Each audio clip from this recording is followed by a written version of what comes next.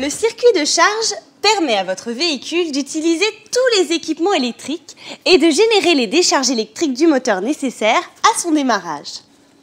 L'ensemble du circuit est composé de la batterie, de l'alternateur, du régulateur et des câblages reliant ces deux éléments. Le fonctionnement est simple. Lors du démarrage de votre voiture, le démarreur prend l'énergie de votre batterie. Une fois le moteur en route, celui-ci entraîne l'alternateur qui fournit la voiture en énergie électrique et recharge la batterie. L'alternateur est un générateur de courant alternatif entraîné par une courroie reliée au moteur. Ce générateur produit du courant alternatif lorsque le moteur tourne, même au ralenti. Un régulateur est positionné à la sortie de courant de l'alternateur pour réguler le courant produit. Toutes les pièces sont donc dépendantes les unes des autres. En cas de panne de l'alternateur, la batterie se décharge rapidement.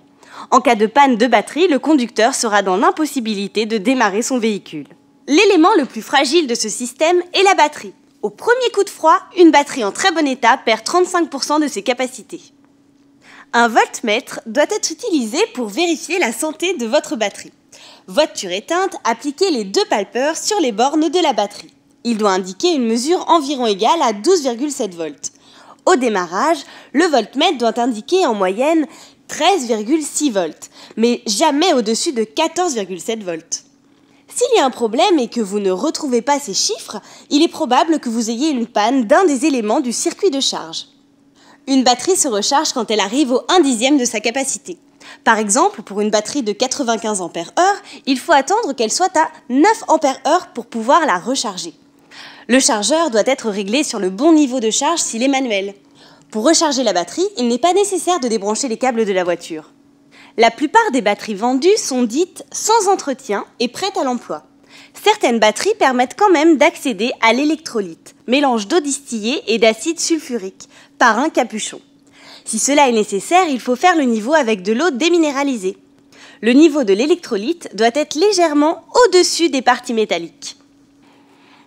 La batterie est à changer quand on est sûr qu'elle ne se recharge plus.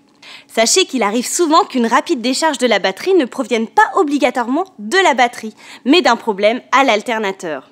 Pensez donc à bien vérifier l'ensemble du circuit de charge avant de remplacer votre batterie. La batterie est très simple à changer.